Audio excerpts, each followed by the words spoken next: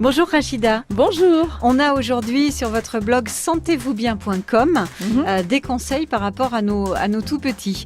En rappelant quand même que sur votre blog Rachida, on a un peu de tout ça, des conseils santé, mais aussi nutritionnels.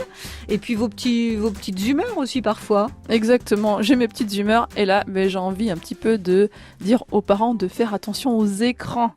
Et surtout par rapport aux petites de moins de 3 ans. D'accord. On a souvent, je pense, des fois un petit qui va s'énerver, qui va être fâché, et on va lui tendre son téléphone pour le calmer. Oui, mais c'est efficace, en même temps. Alors, vous diront les parents. C'est efficace parce qu'en fait, l'enfant va être dans une sorte il va être hypnotisé par l'écran. Mais dès qu'on va lui retirer l'écran, qu'est-ce qui se passe en général ? L'enfant hurle. Il va chouiner. Exactement. Ce qui est une sorte d'addiction, en fait.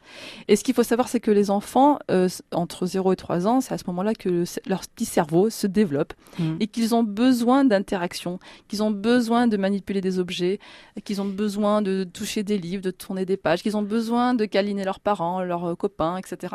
Et que lorsqu'un enfant est devant un écran, il ne fait pas tout ça. On va vous dire qu'il manipule quand même l'écran ou la télécommande. Oui, mais en fait, il le fait pas consciemment. Et du coup, un enfant en fait qui va même regarder la télé, là je parle des écrans de manière générale, ça peut être un ordinateur, ça peut être la télé devant un dessin animé, eh bien, il va pas avoir toutes ces expériences de vie qui vont accélérer et favoriser le développement de son cerveau. Oui. Et qui vont lui permettre d'acquérir la parole, la marche, tout ce qui est psychomoteur. Il y a eu une étude qui a constaté donc certains dégâts.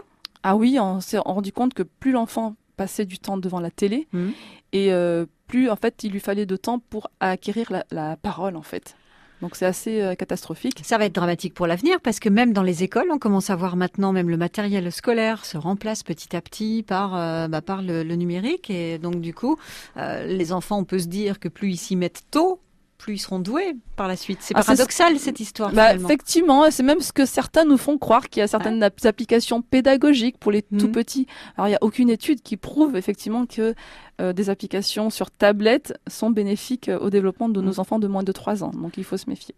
On est bien d'accord, Rachida, prenez-les dans vos bras, achetez-leur des jouets qui vont manipuler, emmenez-les se promener, prendre l'air, faites-leur toucher des tomates et des carottes pour voir ce que c'est. Exactement, laissez-les gratter dans la terre, c'est bon pour eux. C'est bon pour eux. Exactement. Merci beaucoup Rachida. Avec plaisir. Sentezvousbien.com